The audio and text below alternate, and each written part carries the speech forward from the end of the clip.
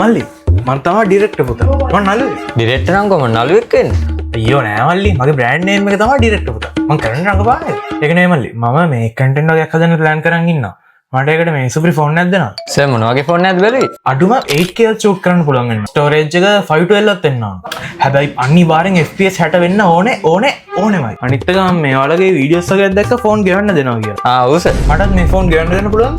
ඔව් සර් පුළුවන්. ID දෙකයි ගැරන්ටි තමයි ඕනේ. ඩවුන් පේමන්ට් එක කරලා සර්ට ෆෝන් එක ගෙදර ගෙනියන්න පුළුවන්. හරි මල්ලි. එහෙනම් මට ගැලපෙන ෆෝන් එකක් දෙන්න. හරි සර්. මං සර්ට දෙන්නම් S25 Ultra එක. සර් කියන හැමදේම ඔකේ තියෙනවා. මේකනේ. දැන් ගෙවන්න ගන්න ගැරන්ටි කෙනෙක් ඕනේ.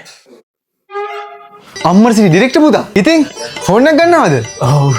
අපේ වීඩියෝස් බලන හොඳේ. සුපිරි ඈ. මේ ඕන් දෙයක් කියන්න. ඕන් දෙයක් කළා දෙන්න. ඕන දෙයක් කරනවද? එහෙනම් මල්ලි මේවා ගැරන්ටිද දාන්න. හරි sir. A few moments later. මෙන්න සර් ෆෝන් එක. තැන්ක් යු මල්ලි. මල්ලි මේක නෙවෙයි. මල්ලි මේ රඟපන්න කැමති නෑ. හැබැයි මේ හොඳ හැකියාවක් තියනවා කියලා මූණෙන් පේනවා. මේ ජීවිත රංග මඩලේ අපිත් හොඳ නළුව තමයි සර්.